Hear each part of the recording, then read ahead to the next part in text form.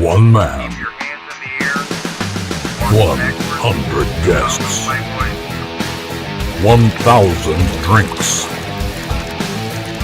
Drinking with Jason.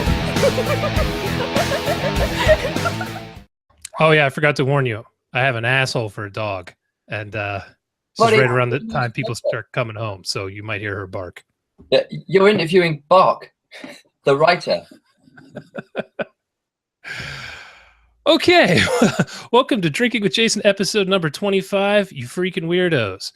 This week I am drinking some beer and some whiskey, I believe, with author Jasper Bark.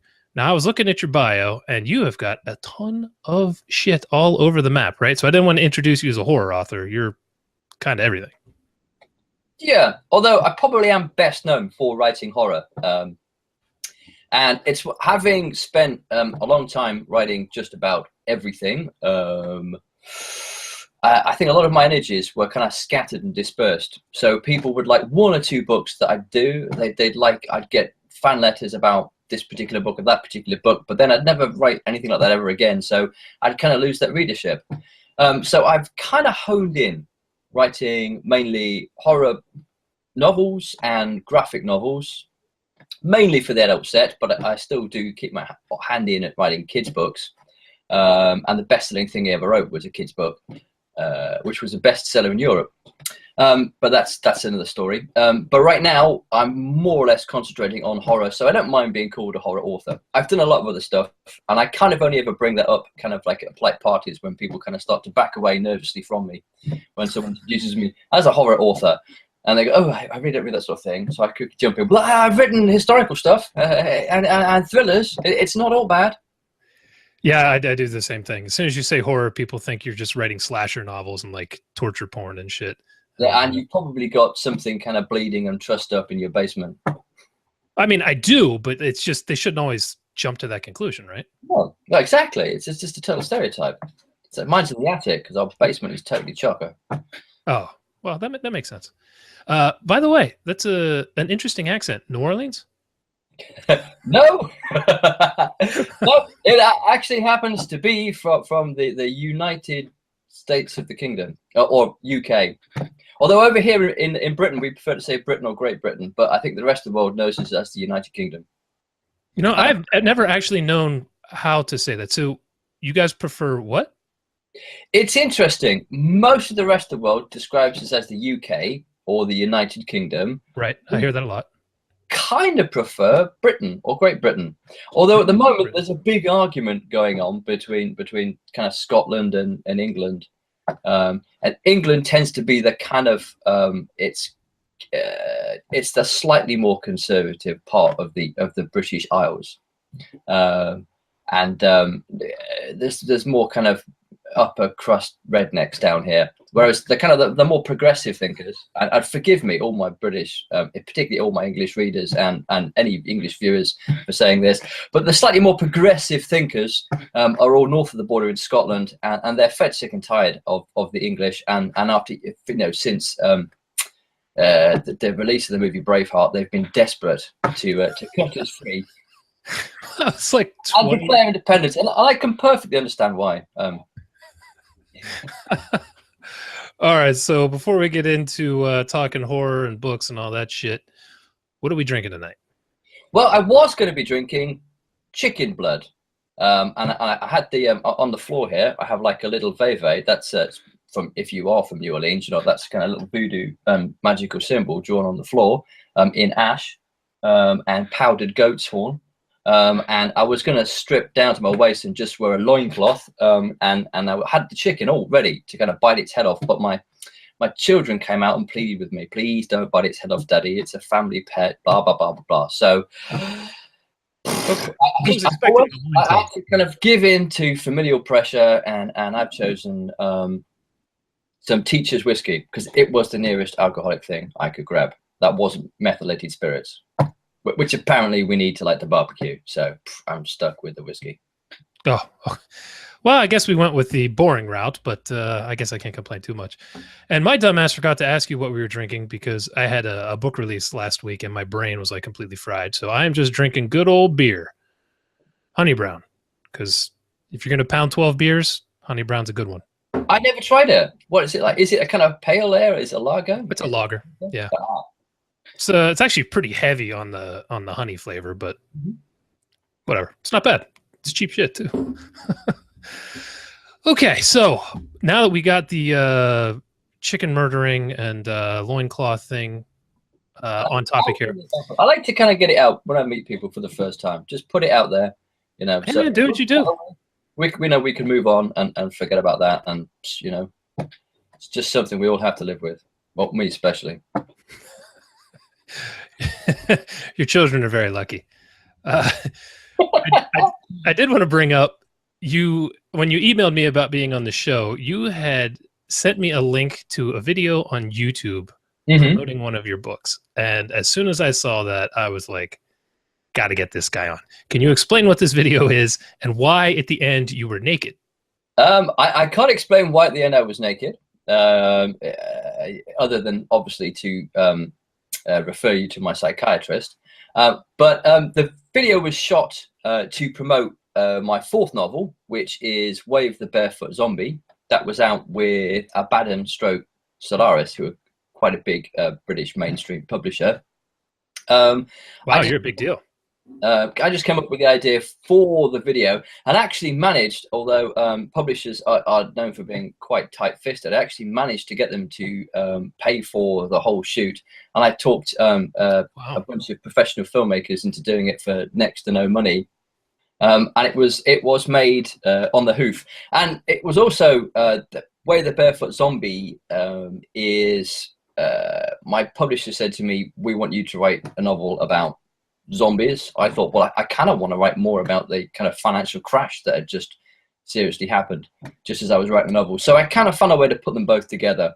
Way the Barefoot Zombie is all about a private island in the Caribbean, where the guy who owns the island, a guy called Doc Papa, has got his own little private army of zombies, and he is running a course for the aspiring super rich, and the zombie becomes the perfect icon of what you need to be, the sort of ruthless, conscienceless killing machine you need to be in order to seriously succeed. If you want to make a real killing on the market, you have to make a killing in real life.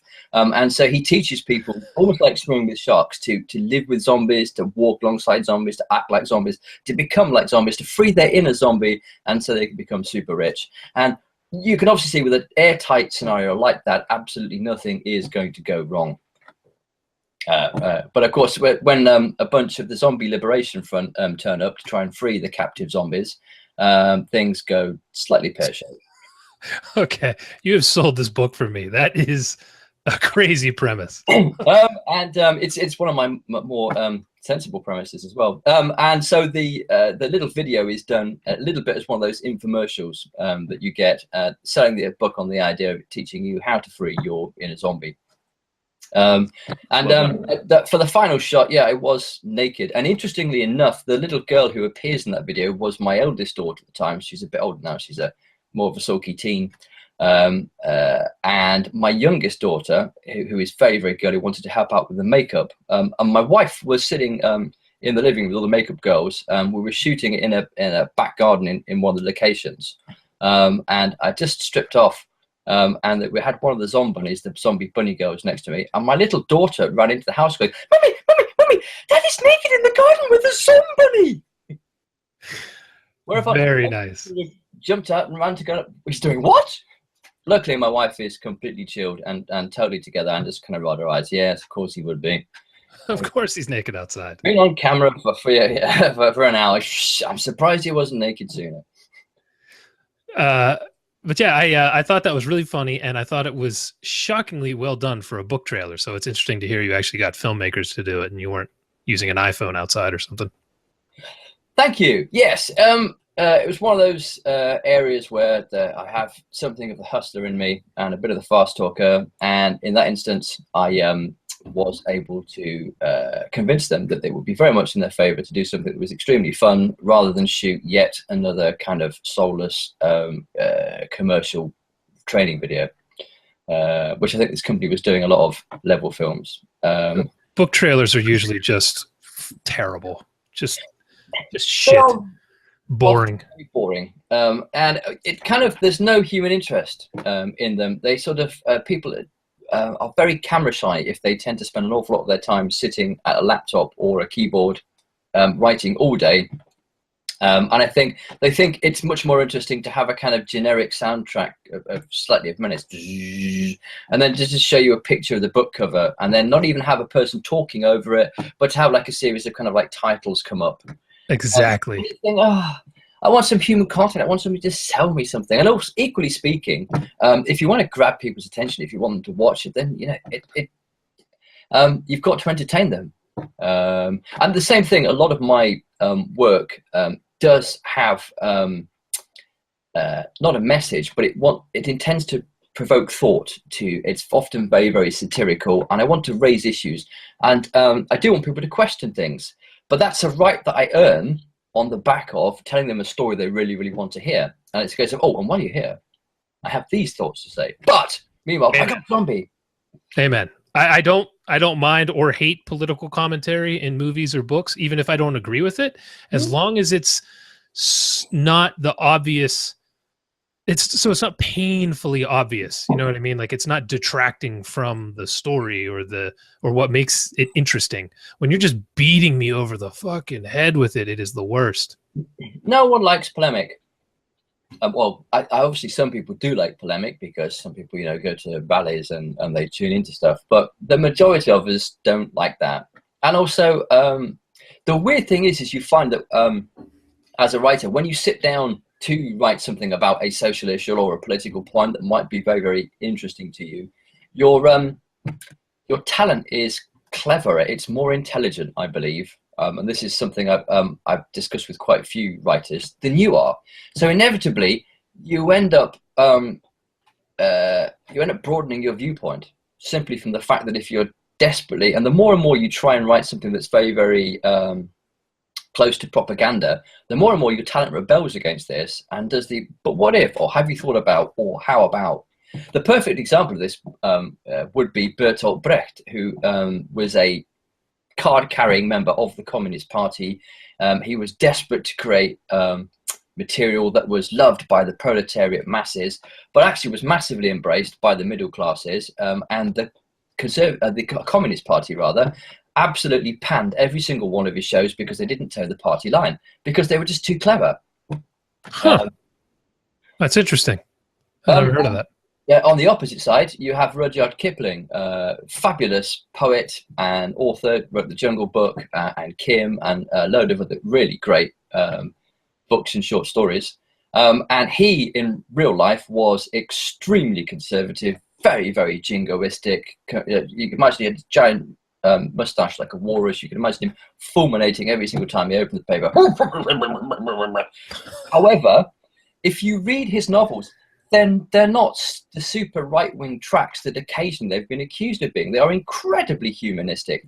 He wrote massively about the British Empire. He totally supported the British Empire, yet his novels are wonderfully humanistic examinations of the people who lived in subjugation under the British Empire. They're often quite anti-imperialistic in spite of his views, because yet again, I think his talent was more intelligent than he was. That's interesting. I've never heard of that before. Anyway, it's a bizarre thing you discover as a writer. It is sometimes. I've never taken smart drugs. It's one of the few recreational products I probably haven't taken. But when you're writing for very, very long periods of time, you do become weirdly slightly cleverer. I mean, it's a savant thing because you kind of forget to wash and you forget to shave. You often forget even how to use a toilet, as my wife is always complaining about. However, your mind kind of love that when she comes in and you're just shitting yourself. Yeah, but it's like, if I just, she's often a novel widow, bless her heart. When you are writing, you kind of lock yourself away for long periods of time, and she hardly sees me. And when she does, oh, thank you, you left me a little present. I've got cats to do that and chickens. Thank you.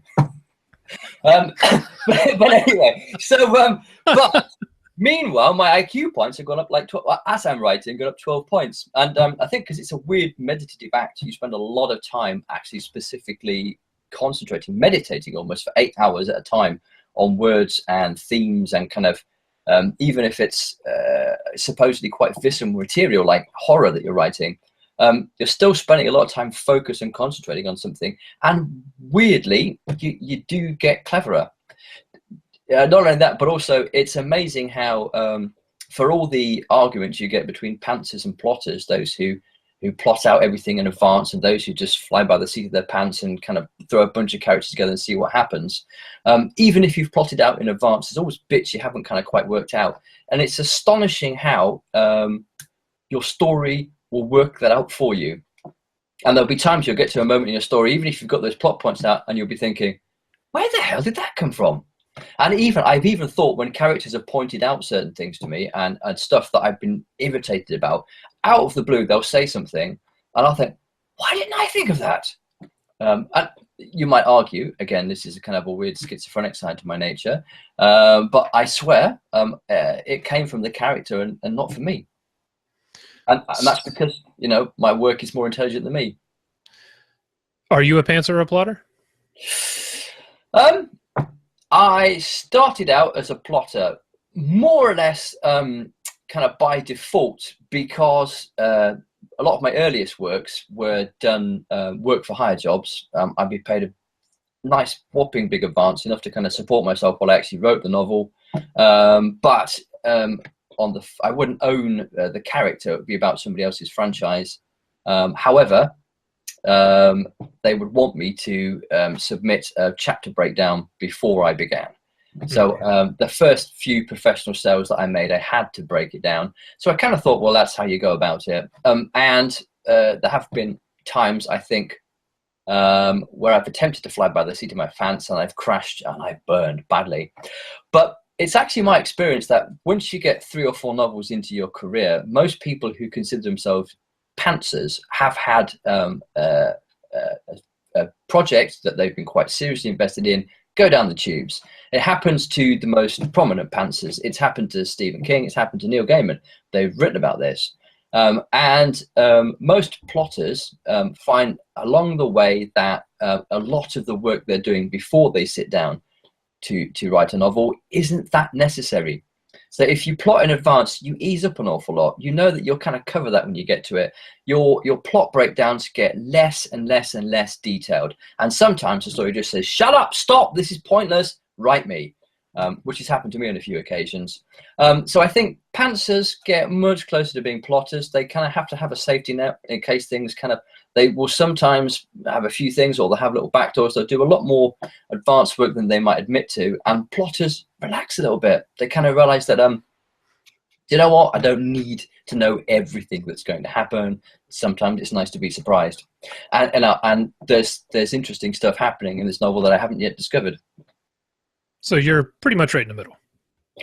Yeah, but I think we all move closer to the middle than a lot of us kind of admit. Well, when I'm writing actually for me, it depends on, I have 2 series going right now at the same time. And one is a lot more thriller, and I have to really sit and think that out before I write it. Whereas normally I like to be more of a pantser. But this one series, if I try to just sit and write it, I just cannot get to where I want to be. But then the other series is pure pantsing. I just sit down and whatever happens, happens. So it's kind of what you were saying. I kind of go back and forth even depending on the book. But from when I started, when I was pure pantser, I don't sit and write down outlines, but I'll spend a lot more time beforehand thinking about where I want it to go. Maybe a couple points I want to hit along the way, shit like that. So yeah, I completely agree with you. Yeah, I think that's the case. And also, as you've pointed out, the work itself dictates how it wants to be written. And it kind of knows, again, back to that point, it knows more than you do. Yeah, maybe it's all the booze. I don't know. It has affected my brain.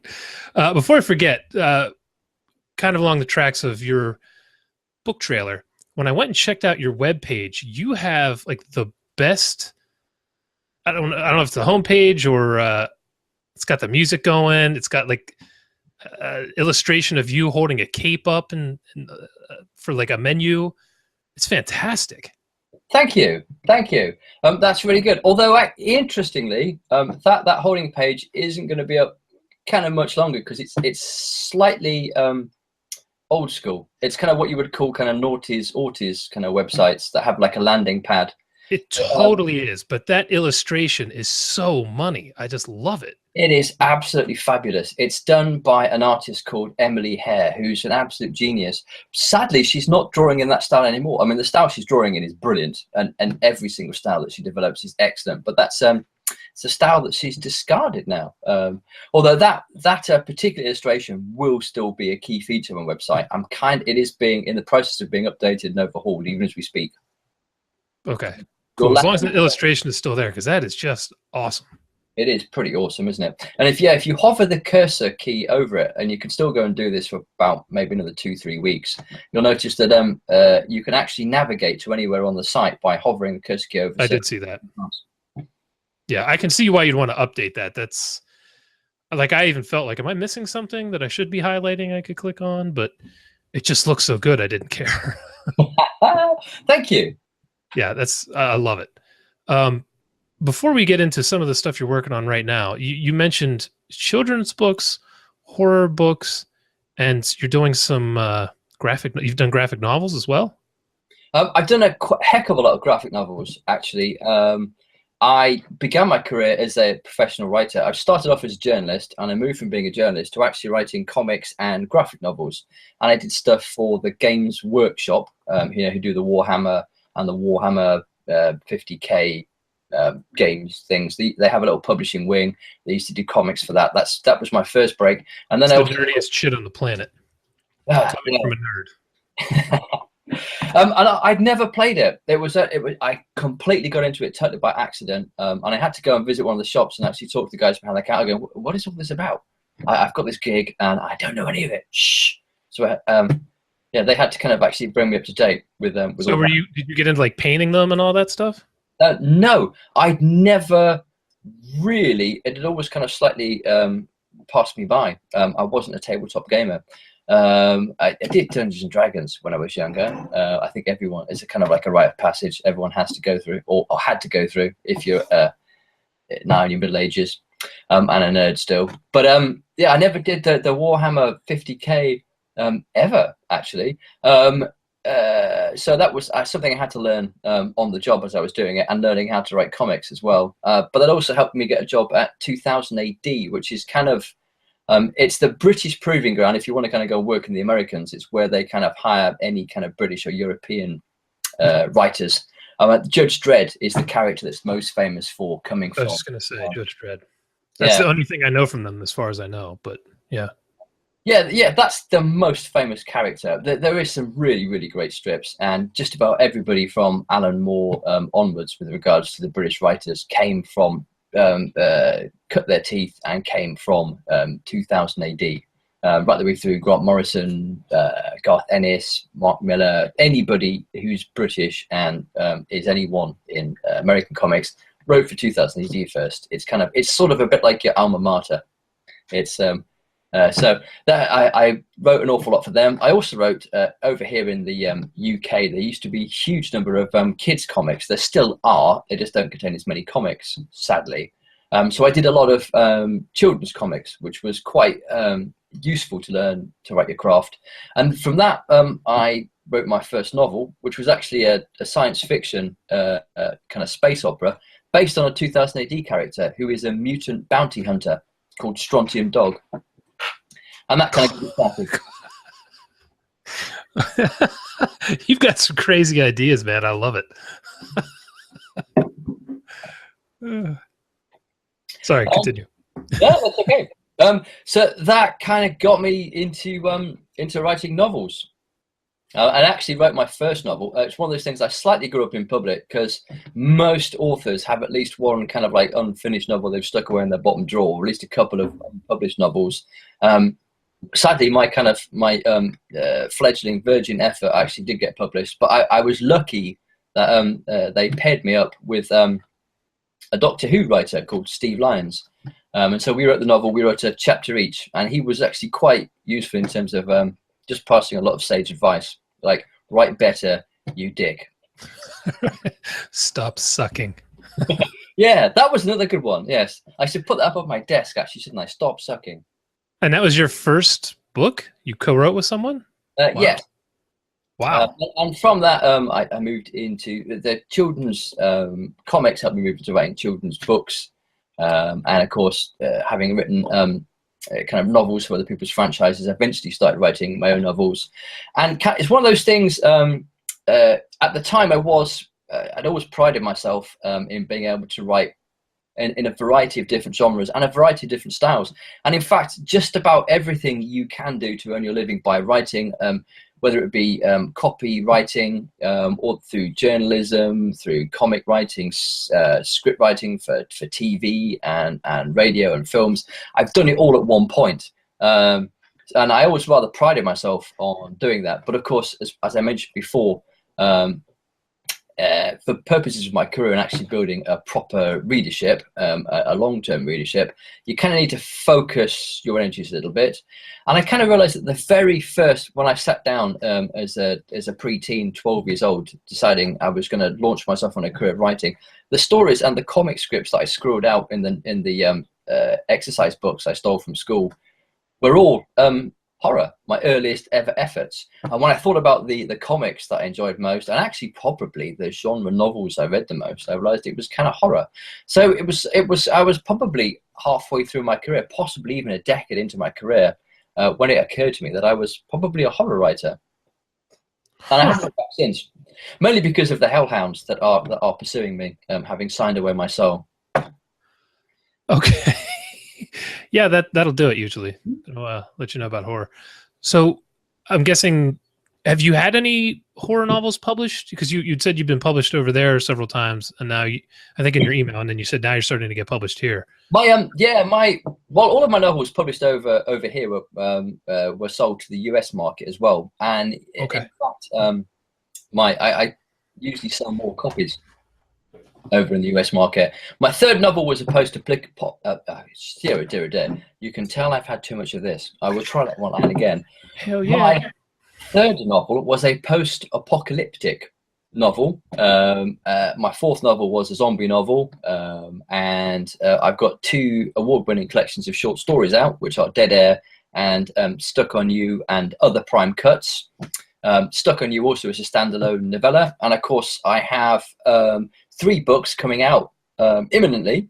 The first of which is out on May 27th, which may even be after this actually goes out live. Yes, it will. So my first one is out right now. Rush to the stores now, this minute, and order it. What's the name of that? That's called The Final Cut.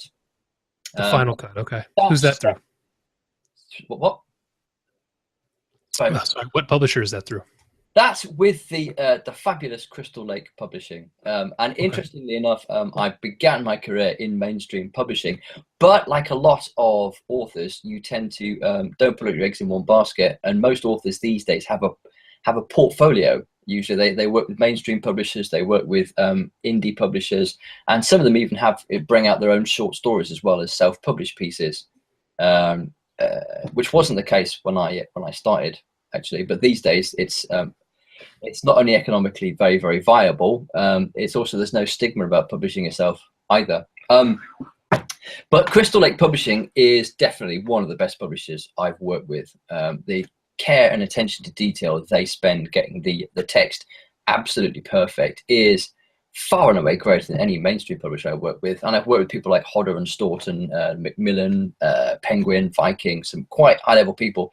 They didn't spend as much time, care, and attention getting everything just right as Crystal Lake did. And that's quite an endorsement for Joe over there. Huge endorsement, and I'm not the only one who says this. I've been speaking on air and off with loads of his other authors, and no one has a bad word to say about him. He's a totally straight as a die kind of person. And in the world of publishing, that's difficult to find. So actually, when The Final Cut, when I first began writing it, I actually was approached by 4 different publishers, all of whom. These knees. Well, it was kind of, I don't write fast enough, it would appear. So there were 4 different publishers vying for it, including Joe. And really, when I gave it a second thought, I thought, there's only one person I really want to be working with. Joe did an amazing job with my second collection of short stories, which was the aforementioned Stuck on You and Other Prime Cuts. And I thought, really, there's only one person I can do this novel with, and it was Joe. Again, the finished product has come out so much better thanks to his editing, and he works with a team of editors as well and a team of proofreaders. So there were endless going over the text. It used to be I would write a text, I'd send it off to the editor, they'd hand it back to me years later with a cover, and somebody else had written a blurb. In this instance, I've been intimately involved with every single area of the process, as painstaking and backbreaking and brain numbing as that is. If there's anything wrong with the book, it's totally down to me. And if there's anything good with the book, aside from obviously the story and the dialogue, it's probably down to Crystal Lake. So, well, I know Crystal Lake is an extremely tiny publisher. Have you worked with other small publishers, and have you been as happy? Well, not that I expect you to shit on them if you've worked with them, but because when you're doing, like, I don't know if you consider them a micro press, but they're not much bigger than that yet. I know they're growing, but sometimes the people running them are just kind of idiots. So to hear that he's really killing it bodes well for them. Like so many micro presses go under so quickly, but they seem to be doing well. I would put him in the same, with regards to our genre, well, I'm saying our genre, with regards to the horror genre, I'd put him in the same category as people like Deadite Press or Sinister Grin, who have got a really high caliber, and he's attracting a really high caliber of writer now, much higher than you usually get with a lot of these small micro presses. And he has got every area of the operation very seriously thought out. He's a joy to work with, even to the degree whereby New York agents are signing their authors to him for quite small advances, but not many small presses can afford anything in advance. So comparing it to some small presses, I mean, generally my experience of small presses has been pretty good. My main experience with them has been the number of anthologies you get asked to contribute to, and often get asked to contribute to more than I actually have short stories for. And having worked with them, usually you hand in a short story. Usually my experience with most of the anthologies that I've worked with has been really, really good. It's just that sales haven't been hugely high. Okay. So I've had some good experiences, mainly by and large with small presses. But yeah, I've heard an awful lot of horror stories. I think we all have. And I've had friends who've been rather badly burned. Well, even a bigger size press like Sam Hain is going under now, and that's just a clusterfuck of people trying to get their rights back, and just it's the ugly side. It is, and it's publishing has that side to it. Unfortunately, you've only got to look at what happened with Leisure. Talk about an inestimable clusterfuck and what happened with them, and it's such a shame. One of my favourite, I think, Leisure and Abyss were two of my favourite all-time imprints. Abyss kind of just fizzled out when the main editor left, but Leisure kind of that seriously sucked. They unfortunately Sounds like a bomb went off. Yeah, and that's one of the kind of blows to the genre, which has been, I guess the reverberations we're still feeling. But the interesting thing was that that people like writers of the caliber of Brian Keane and Jack Ketchum decided to jump camp and join the indies, and it enabled those indies who really had their heads screwed on to start making a living. To start being able to employ people and to start putting out seriously top quality books. And that spilled out. It means for people like Crystal Lake, who kind of came up in the wake of that somebody set the bar, and that I have no doubt that Joe, with what I know he's got planned and with what he's already done, will be right up there at the very top of the indie pile. Well, they've just recently started coming out with novels, right? They were always short stories and anthologies before. They were. I believe the final cut is either their second or third original novel. Mercedes Murdoch Yardley, who's an excellent writer. She's brought out 3 books with them. 3 of them are reprints because they've previously been published with other publishers. So it's a second time around the block. It's a reissue, I should say, rather than a reprint. But she's bringing out some original novels with them. They just did one called Black Water Vowed by William Gorman, which is an excellent, incredibly atmospheric novel, which is well worth reading.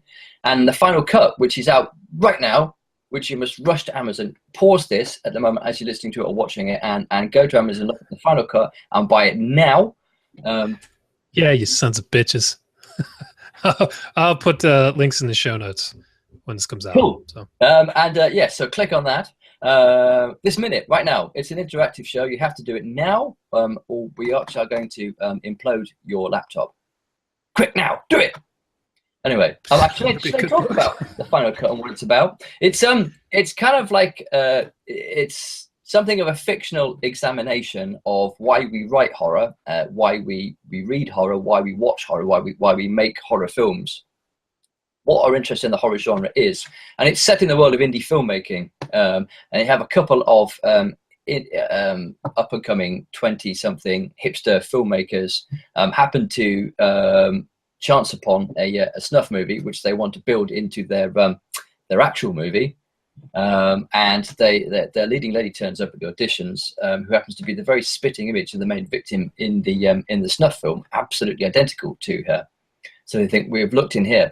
However, what they don't realize is that neither she nor the snuff film they're working on are quite what they seem to be. And pretty soon they are locked in an extremely bizarre paranormal mystery, which will take in everything from modern day atrocity all the way through to ancient Mesopotamian mythology. And it's a book which almost becomes sentient. It's almost a self-aware piece of fiction, and it changes very, very slowly. It starts out as a very nasty, gritty kind of almost like a non-paranormal crime novel, and it slowly becomes something of a paranormal mystery, and then eventually kind of becomes a very dark and extremely bizarre urban fantasy. Wow, you pretty much covered all the bases there. Holy shit. I would hope so. Wow, okay, that actually sounds really interesting. You know, I rarely find stuff around snuff films, but I actually have an idea. I want to write about a snuff film at some point. When done well, man, that stuff is so disturbing. There was what was the movie that came out that it was panned, and I actually really liked it with Nicolas Cage. 8mm, wasn't it? Yes, that was it. Phoenix as well. Yes, I liked it as well. It was really dark and really nasty. And super nasty. Oh my god. Yeah, so we kind of start on a similar vibe, and it kind of starts there, and then it kind of grows into something kind of Jim Butcher-ish, and then kind of like Clive Barker-ish, but eminently, inevitably, it's very Jasper Bark-ish. So if you've ever read Jasper Bark, it's very like Jasper Bark's work because Jasper Bark wrote it. I have only heard things about the nudity of Jasper Bark's work, so I'll look into that. There's a lot of that. You see, I have a great figure for fiction. Real life, I kind of prefer to keep covered up, but yeah. Other than the loincloth when you're sacrificing chickens and shit. This is true, yes. And other than kind of book trailers in which I have very strategically placed novels. Although I got quite heavily razzed online recently. Burned, I should say. Razzed. No, I got that one. Yeah, cool. Yeah. By Matt Shaw, who is a very gory horror writer, about the fact that it only took one novel to cover my nether regions. He's from Glasgow, and apparently you need a bookshelf to cover your man member over there. So there you go. Yet again, the north-south divide you see between Sassenachs, that's we English, and the Scots. Actually, Matt Shaw was almost like the third or fourth author I had on here, but it didn't work out. He kept having to cancel, and I was like, fuck it. So he's got some crazy books. Yeah, he certainly does. I think I kind of match him for gore content, but really? I think, yeah. Interestingly, people have said I was described at one point as his rather deranged little brother, one reader wrote to me and said, Matt Shaw's deranged little brother. Which I don't really want chiseled on my tombstone, but there you go. Yeah, I don't know how much you want to be tied to him. But yes, I think that the difference between our work is, both of us are quite gory and unafraid to go there. I'm also kind of, I would guess, unafraid to kind of take on larger, weightier themes with my work. But on the other hand, I don't want, that sounds ridiculously pretentious, doesn't it? I would hope it's not the least bit pretentious. But I do like to provoke a bit of thought as well. If not a bit of swearing, like fuck off, you pretentious bleep. Fuck off, you pretentious bleep. Yeah. Well, I could have said twat. Twat is a very English word. It means cunt, but it's ruder. Yeah, cunt is a word that, like, for some reason Americans like lose their shit over. I don't. We have cunt, and then we have twat when you really want to go, and you have to say twat as well in a northern accent. Like really, so twat is higher on the offensive list. Twat, TW. TWAT. Yeah, you can say fuck off, you cunt, but in a laughing, joking voice, but you never say fuck off, you twat. Twat. Wow, so here it's completely reversed. That's interesting. Twat is daggers drawn. We're gonna fight. Huh. Oh, that's funny. Yeah, twat here is like, who gives a shit, you twat. But if you call someone a cunt, I mean, yeah, it's time to fight. Well, we have the word twit, which is kind of, and twit just means kind of fool or you idiot. You twit. But then for some reason, twat is just worse. Well, now that we just dropped each one of those 20, 30 times, we should have everyone who speaks English sufficiently pissed off. Yes, apologies for that. And we were doing so well as well. Yeah. Fuck you, you cunts. So my listenership and I have an interesting relationship. So you said you have another book coming out with Crystal Lake soon? I have 2 weeks afterwards. I have a novella called Run to Ground. And whereas there is a bit of a high concept behind the final cut, Run to Ground is kind of set in the same sort of story cycle. I am developing my own little strange mythology based around a heresy called the Sadik heresy, which is my own little strange religion, which it comes out in the stories if you read them. They have a kind of theme in the same way that Lovecraft had the Cthulhu mythos.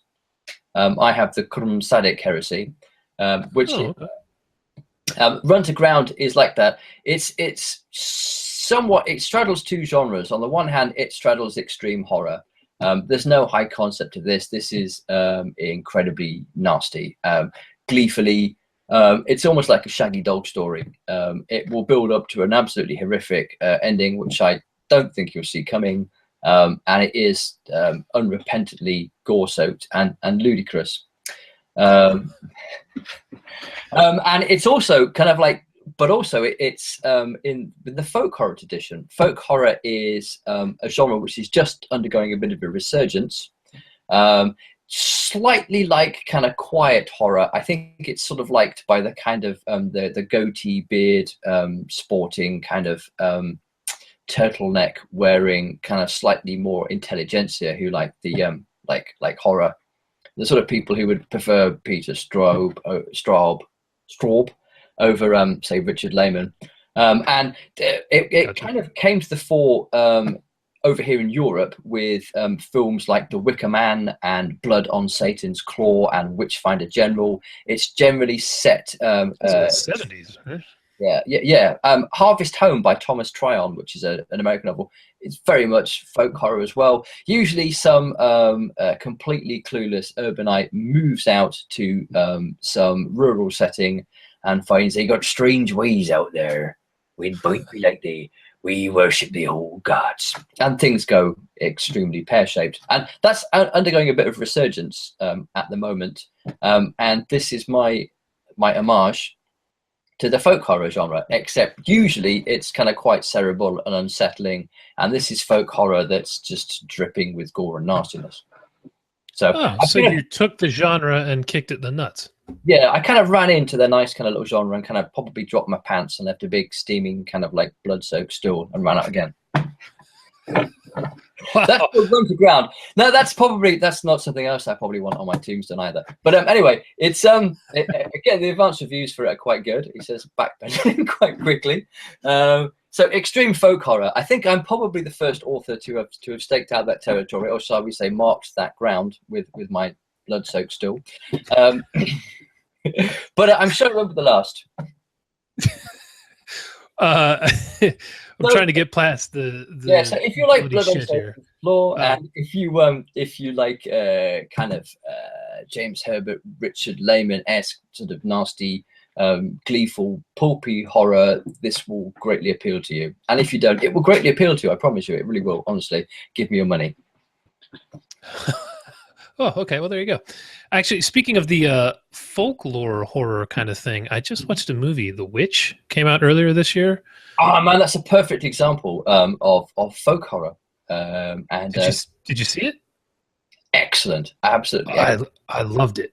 From what I could understand, their accents were so thick, and with like the old English, there were parts I'm like, what the fuck are they saying? We were thinking the same thing. Okay. Like, what is that? Yeah, like I kept thinking, should I be turning subtitles on? But like it wasn't, I could follow what was happening. So yeah, but yeah, that movie was amazing, man. The end of that, I was just sitting there like, God, that was some dark shit. Absolutely, yeah, totally. And that's a great example of what I was talking about with regards to folk horror and the fact there's a bit of a resurgence of it. Huh. I did not know there was a resurgence. I'll have to check more out. You mentioned Richard Lehman. It actually upsets me to say I've only read one of his books, and I'm actually reading another one now. But what was the book? It's interesting. If you don't mind me asking, what was the book you read, and what's the one you're reading? Oh shit! What's the name of the one I read? Black Rain Starts Falling on a Town. One Rainy Night. Yes. And I was reading that. I was like, where has this guy been all my life? I really enjoyed One Rainy Night. It's interesting. Lehman is one of those authors that totally splits people. Some people think he really can't write, and kind of the same way that kind of Lovecraft splits people. Some people argue he's an awful writer, total pulpster, and other people, he has an army of absolute rabid fans who refer to him as the master and read everything he's ever read over and over again. Fascinatingly enough, like I said, I've read one, so it got me to get another one, which doesn't always happen. And I loved it. It fast paced, screwed up. It was good shit. I liked it. I totally agree. And if you liked One Rainy Night, I'd massively recommend Endless Night. Again, another night. There's a lot of nights in his time. So is that a sequel? Nothing to do with it whatsoever at all. But it's even nastier. It's even more gleeful. It's even more what? And Endless Night was one of those novels, just like I don't know if you ever read Off Season by Jack Ketchum. No, I have not. That was one of the novels I took to bed with me about halfway through, and about halfway through it kicked into such gear that it was like about 6 a.m. when I kind of put it down and then couldn't sleep because it was just like so breathless. Endless Night was another one of those novels. The tension just kept ratcheting and ratcheting and ratcheting and ratcheting, and I just could not put it down. So I think I read like about 200-300 pages of it in one fell swoop because I could not. Jesus. Wow. Yeah. Okay. With my child running into the bedroom on fire, there would be nothing that would have maybe put it down, really. Oh, unless because my wife rolled over and suddenly got quite, amorous. Might have been reading with one hand though. Shh, darling. For anyone interested in Richard Lehman, I did not know this, but apparently Amazon has bought the rights to a bunch of his books, I guess. I didn't know that. What, for their 47 North? Is that? Yeah, 47 North. Yeah.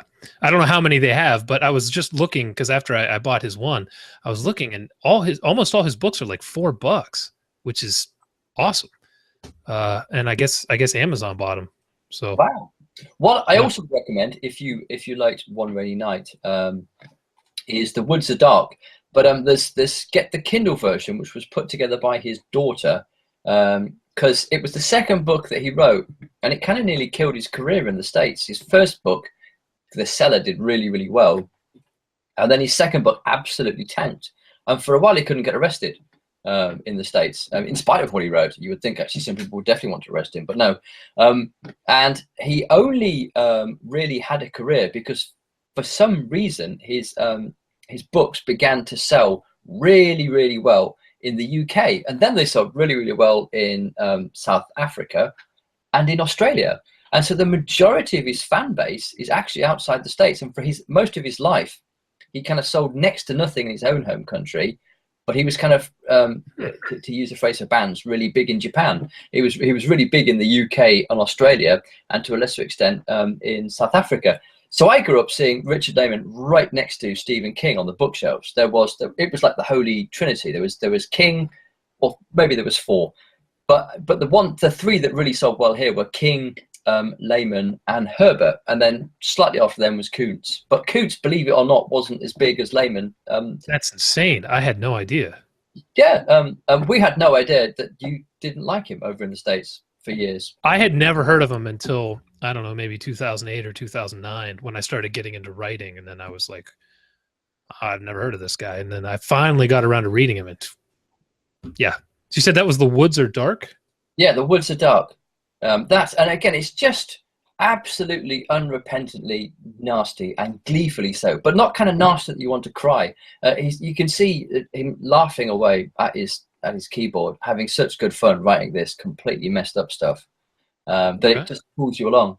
And it's one of those books. He's one of those writers that I would not go to the grave defending him as a great writer, but I just find him, he's a guilty pleasure. He's immensely readable. You know, there's nothing wrong with something being fun. No. No.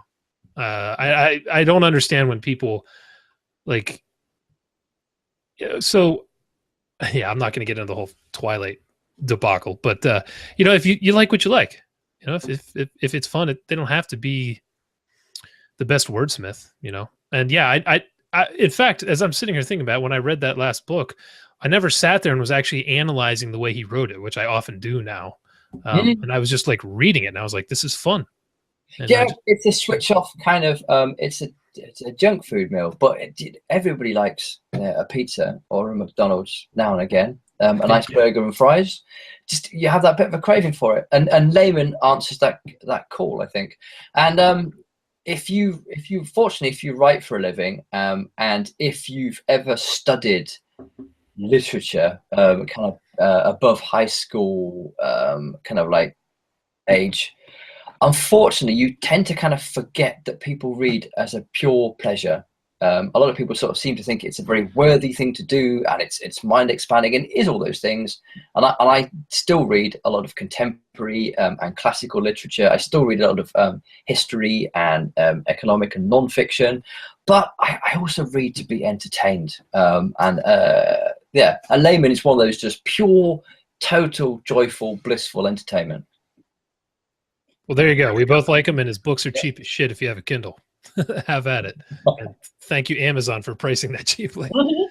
Yeah, in fact, I just see The Woods Are Dark is published by Thomas and Mercer. So apparently Amazon snapped up like a ton of his stuff. So cool. Yeah.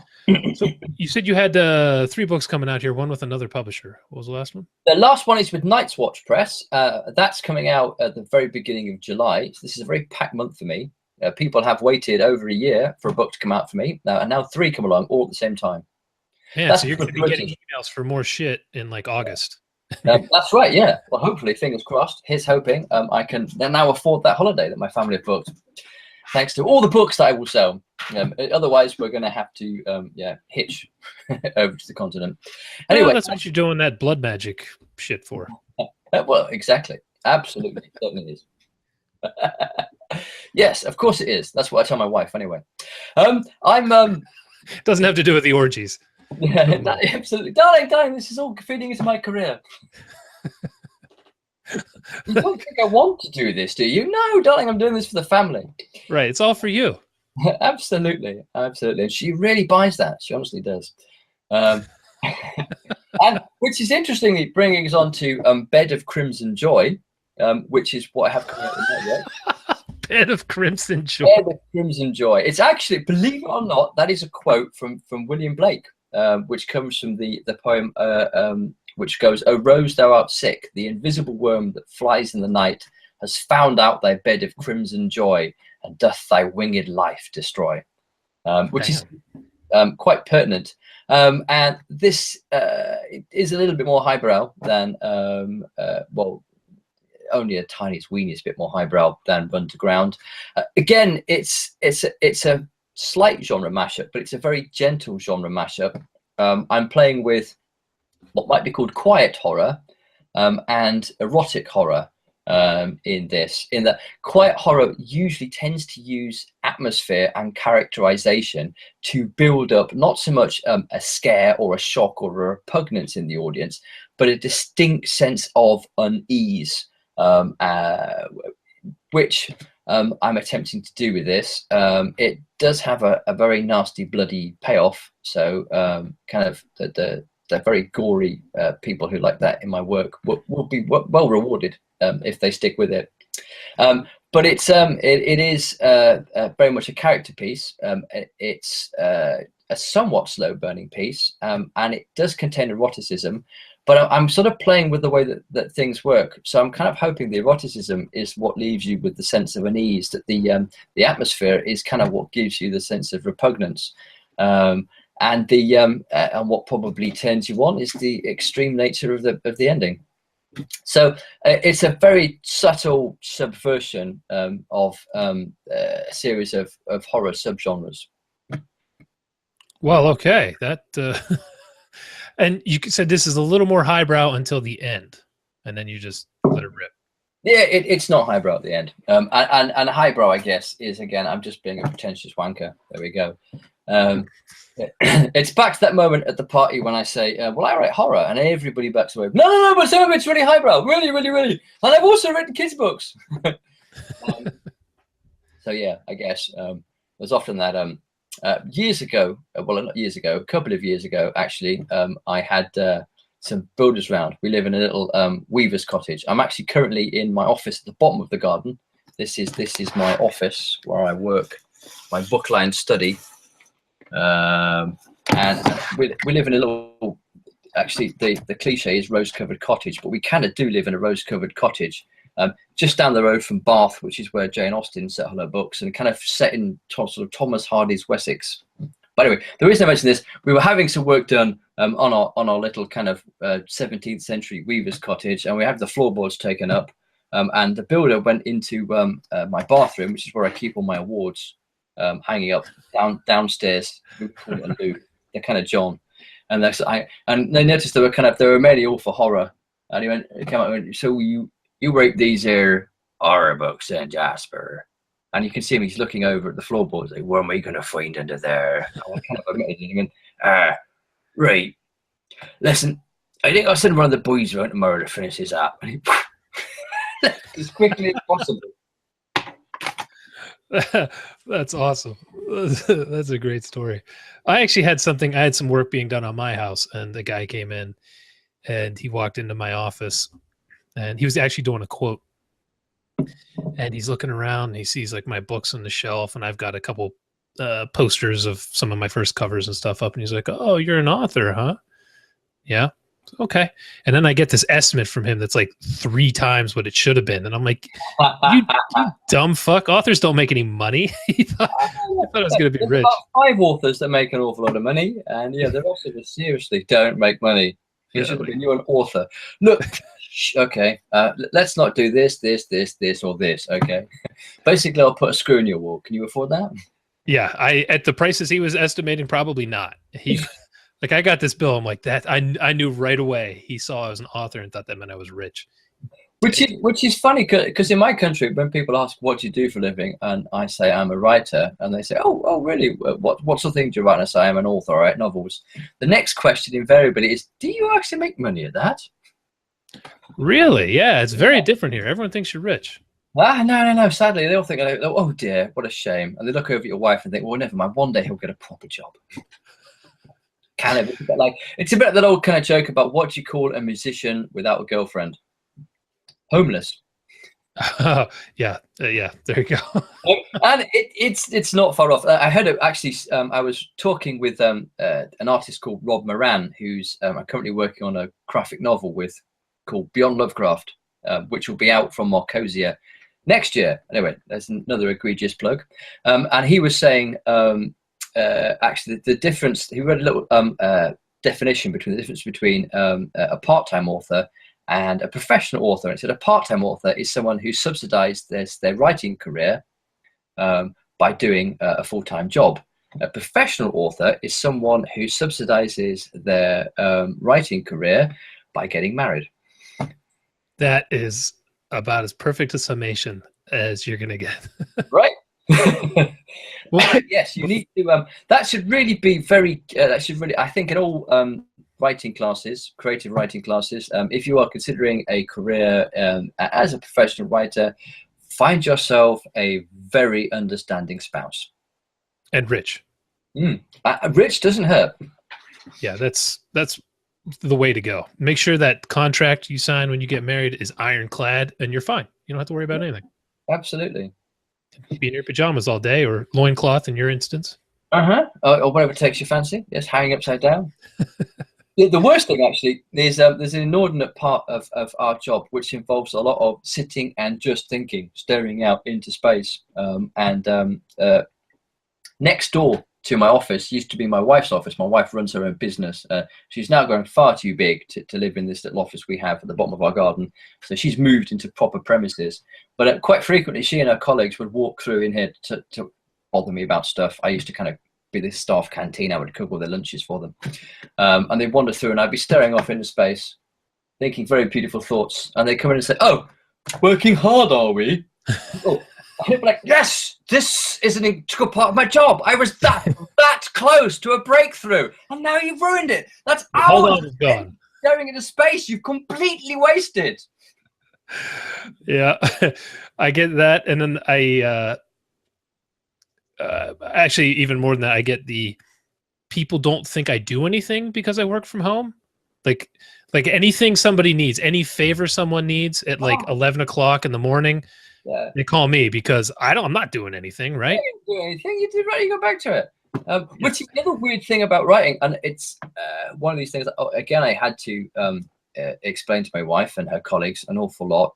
Even if particularly if I am writing, it takes you about 2 to 3 hours to kind of find that golden place where if your child runs into your room, kind of like screaming and in flames, you will not notice.